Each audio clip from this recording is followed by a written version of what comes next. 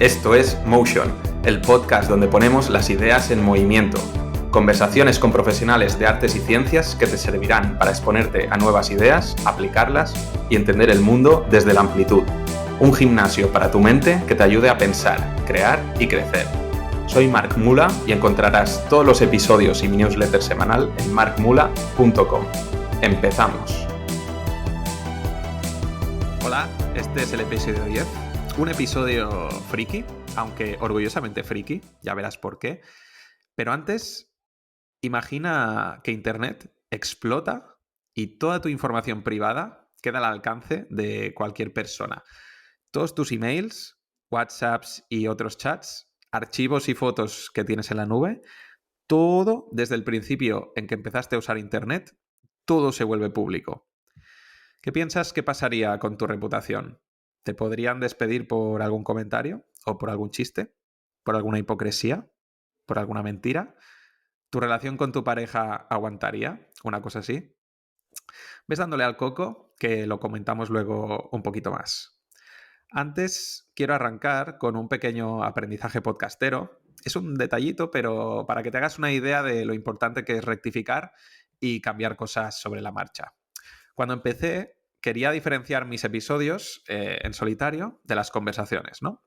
Y pensé en poner otra numeración a los míos. Las entrevistas, por ejemplo, son el episodio 1, 2, 3 y luego mi reflexión en solitario sería el episodio 3.5. Después el episodio 4, 5 y 6 y mi reflexión el 6.5. Esto parece que tiene sentido, sobre todo para ti, porque lo hice pensando en el usuario. Si estás buscando episodios, por ejemplo, así verías muy fácilmente en cuáles estoy yo y en cuáles charlo con gente. Pero después de hacerlo 2 veces y a punto de hacerlo la tercera, porque este debería ser el 9.5, pero ya le llamo 10, me he dado cuenta de un par de problemas. El primero es que a largo plazo no se percibirá con claridad los podcasts que llevo hechos. Si meto un episodio .5 cada 3 episodios, significa que cuando llegue el episodio número 60, en realidad habré hecho 90 episodios. Y eso empeorará todavía más con el tiempo. O sea, parecerá que voy por el episodio tal, pero llevaré hechos muchísimos más. Y a ver, la cantidad no es importante por el número en sí, sino porque demuestra una constancia, ¿no? Vamos a poner el ejemplo de entrenar 2 días a la semana. Puede parecer casi lo mismo que 3, si lo miras de cerca, ¿no? 2 o 3 días, pues parece que entrenas casi lo mismo. Pero al cabo de un año, pues son 96 días entrenando 2 veces a la semana contra 144 días si entrenas 3 días a la semana, ¿no? Y cuanto más tiempo pasa, más se nota la diferencia. Cuando lleves 2 años, la diferencia entre 2 y 3 veces a la semana es aún más brutal, ¿no? Entonces, bueno, yo no sé si este podcast terminará en algún momento, pero mientras tanto, pues me gustaría que se percibieran con exactitud los episodios que llevo. Imagínate que quiero hacer algo especial por el episodio 100, pero claro, pues no será el 100 real, y el 100 real, pues yo que sé, estaría en el episodio 60 y algo, ¿vale? Queda un poco raro. Y otro motivo para cambiar esto, muy relacionado, es que me dificulta a mí llevar la cuenta. Si alguien me pregunta, alguien acabo de conocer, oye, ¿cuántos podcasts llevas? Pues con el sistema que había pensado no puedo fiarme solo del número. Tendría que estar calculando cada vez el número de episodios añadiéndoles, ¿no? El punto 5 que hay de más. En este sentido, hay un principio en psicología que se usa mucho en marketing, pero que es aplicable a cualquier cosa, porque así es como funcionamos los seres humanos, que es el principio de facilidad cognitiva, ¿vale? Al cerebro no le gusta gastar energía. Entonces, ahórrale pensar y ponle las cosas fáciles. Este principio a veces también se llama el principio de carga cognitiva, en vez de facilidad cognitiva, ¿vale? Pero es lo mismo. Significa que si puedes elegir, haz las cosas o comunica el mensaje, pues que suponga menos carga para el cerebro. Por ejemplo, no intentes complicar tu producto o tu servicio o una historia que tengas que contar. Pónselo fácil a tu audiencia, ¿vale? Ellos no quieren esforzarse en entenderte, igual que tú no quieres esforzarte para entender las cosas que quieres comprar. Entonces, aplica esto también a otros ámbitos de tu vida. Si localizas algo que te genera una fricción extra, piensa cómo eliminarla. Puede ser hacer algo más automatizado, hacer algo en otra hora del día, cuando tengas más energía, o juntar un hábito que aún no está formado porque te cuesta, pues lo juntas con uno que ya tienes consolidado, ¿vale? Si practicas un deporte, por ejemplo, que necesite frescura cognitiva, que necesita mucha atención, pues no hagas un calentamiento que te canse demasiado. Esto, por ejemplo, por desgracia, es muy típico en las artes marciales. En las técnicas hay que prestar mucha atención, pero te ponen a calentar haciendo tropecientos burpees y no sé cuántas flexiones, y cuando tu cabeza necesita estar fresca para aprender la técnica, pues ya la has cansado con un tanto por ciento que no vas a poder aprovechar en esa sesión, ¿no? Entonces, mal. Eso no se hace. No apliques más carga cognitiva de la necesaria, ¿no? Pues bueno, yo hoy para mí lo de reducir la carga cognitiva, pues es hacer esta chorrada. Uno, ponerme más fácil para contar los podcasts que llevo. Y dos, anticiparme y pensar a largo plazo, porque esto no sería un problema hoy ni el mes que viene, pero si continúo, sí sería un problema al cabo de 1 año o 2 años, que no sé cuántos episodios voy a llevar. Así que, bueno, en perspectiva, sería un problema, pero sería un problema pequeñito comparado con el que explicaba Robert en el episodio 8. Empecemos ya a sacar temas, ¿no? que han salido en los episodios, que de esto al final es de lo que van estos. Robert comentaba el problema que tenía, que es que le tocó jugar partidas de rol, ¿vale? Ese era su hobby. Jugaba partidas de rol en una época donde ese hobby estaba estigmatizado, ¿no? Significa que jugar a rol te penalizaba socialmente, ¿no? Lo típico, eres un rarito, eres un friki. Steladia, en el episodio 9, en la entrevista que tuvimos, también hablaba un poco de este fenómeno. Decía de que los humanos tienden al elitismo, ¿no? Los humanos tienden a partir en dos los gustos que se aceptan y los que no. Los gustos que son valiosos y los gustos que son chorradas, ¿no? Y aquí me molaría reivindicar un poco el giro que estamos viviendo desde hace ya algún tiempo, que creo que con que cada año que pasa lo vamos teniendo más claro. Y por eso lo de llamar a esto el podcast, pues es un podcast un poco friki, el de hoy. Los gustos raros o que no se consideraban cultura o cultura de verdad, hoy son la cultura prácticamente dominante. Quizá no en espacios tradicionales como la televisión, la radio o la prensa, pero sí en los espacios particulares de la gente, ¿vale? Por ejemplo, la fantasía y la ciencia ficción, pues antes era cosa de frikis, dragones y hechiceros, ¿no? Qué pereza, ¿no? Y luego años más tarde, pues la serie más vista es Juego de Tronos.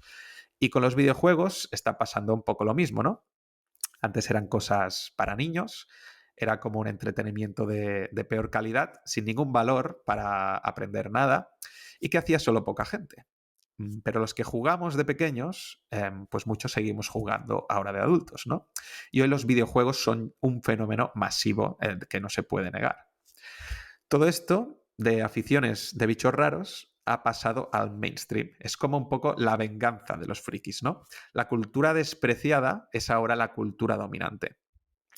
Y como en el cine, pues también hubo su época dorada, ¿no? Y el cine también se convirtió en cultura y todo el mundo hoy en día sabe quién es Darth Vader o Terminator o Iron Man. Y si no sabes quiénes son, pues estás un poquito out.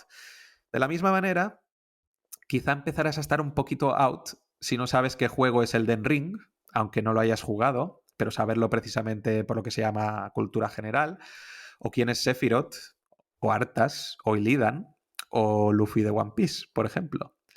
Mira que yo no soy muy partidario de decidir lo que es cultura general y lo que no, porque al final, si lo piensas, está súper sesgado lo que entra en cultura general y lo que no.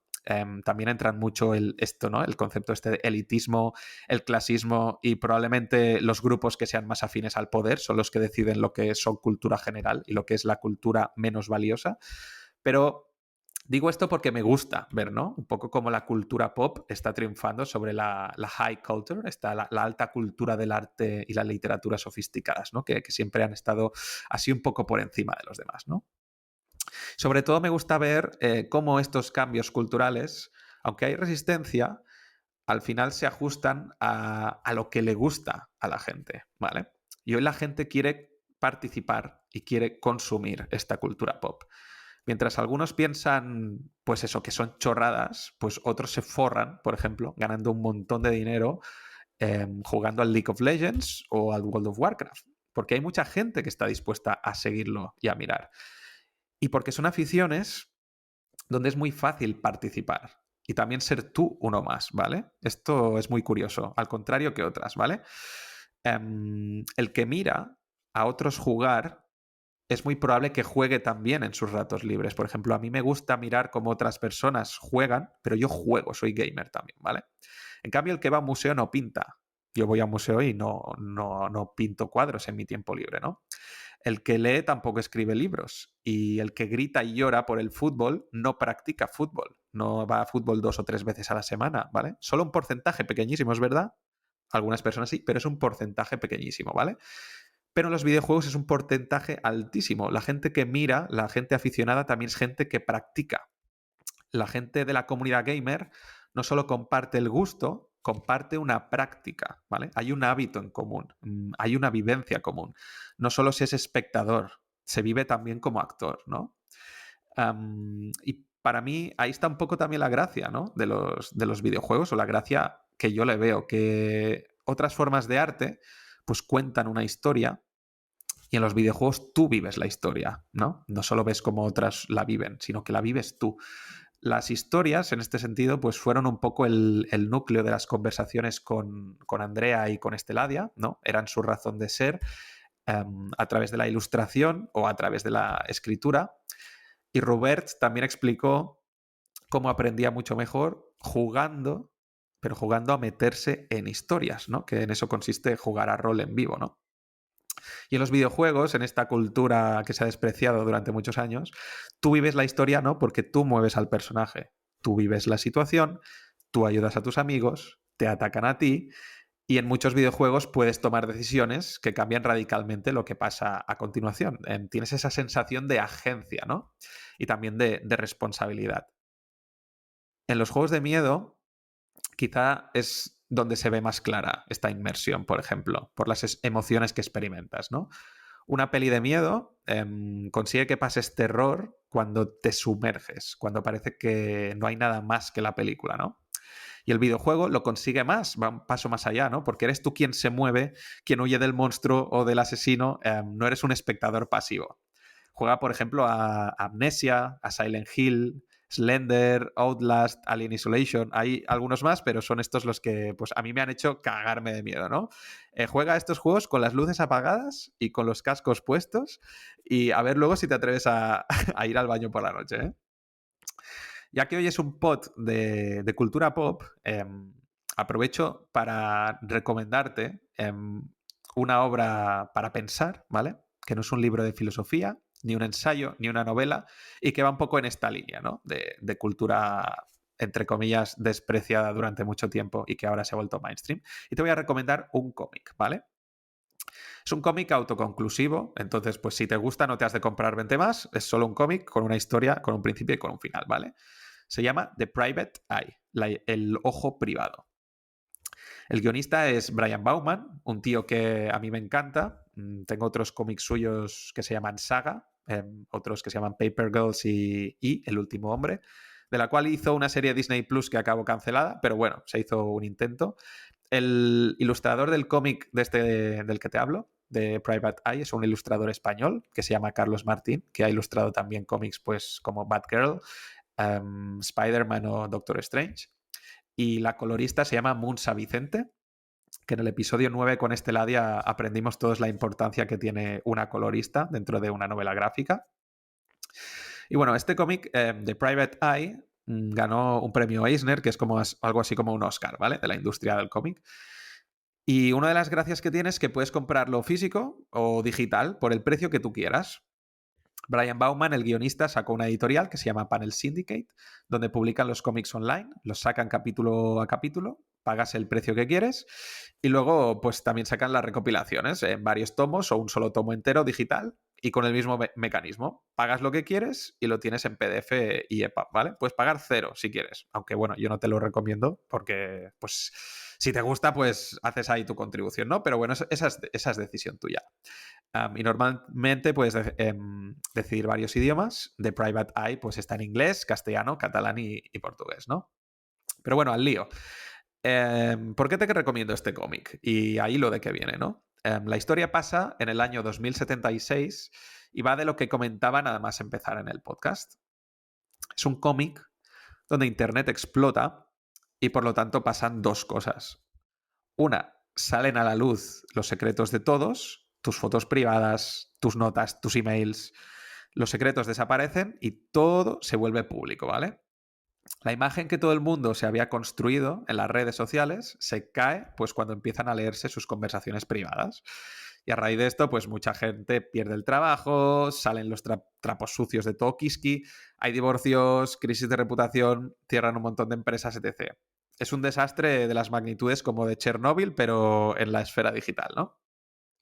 Y la segunda cosa que pasa, como se lía así de parda, pues la sociedad toma la decisión de prohibir Internet. Y por lo tanto, todo el conocimiento online se destruye de un plumazo. Blogs, YouTube, Google, canales divulgativos, todo a la porra. Ya no se puede acceder, ¿vale? Entonces el cómic este pasa en un mundo postdigital donde ahora todo el mundo quiere mantener su privacidad a toda costa, ¿no? La quiere mantener hasta el punto de que va con máscaras y usa seudónimos en todos los sitios menos en casa, ¿vale? Vas a practicar deporte, vas con un traje, una máscara y un seudónimo determinado. Vas a una clase o a un curso de no sé qué y vas con otro traje y una máscara. Y en un sitio te llamas pistacho y en otro sitio te llamas melocotón, ¿vale? Entonces lo interesante es que como toda la gente va disfrazada, todos pueden expresar identidades distintas o explorarlas, ¿no? Y te puedes comportar sin miedo a que te juzgue nadie, porque nadie sabe quién eres de verdad, ¿no? Y no te van a reconocer, aunque coincidas con las mismas personas en sitios diferentes, no sabes qué son ellas, pues por eso, porque en un sitio eres pistacho y llevas otro traje, y en otro sitio eres melocotón y llevas otro traje, y te comportas de una manera diferente porque es como tú te sientes que te debes comportar en ese contexto social, ¿no? Y hay cierta liberación y hay cierta libertad en eso, ¿no? En no mostrar tu verdadera identidad. Um, por ejemplo, pues esto, como llevas máscara, pues y usas seudónimo, no tienes miedo de ir a un mitin político de tal partido político, no tienes miedo de ir a ciertos clubs o a ciertos eventos culturales. Y la gente es más feliz porque puede hacer lo que le gusta sin miedo a ser estigmatizada, como hemos empezado el podcast de hoy, ¿no? Con la estigmatización de la cultura friki. O por ejemplo, los deportistas en este cómic pues consiguen ser realmente felices porque la gente solo los conoce por sus méritos deportivos, ¿no? Y la personalidad que muestran. Los deportistas no tienen la presión de que la gente se meta en sus vidas privadas porque vivimos en una sociedad, en la del cómic, que se respeta un montón la privacidad, ¿no?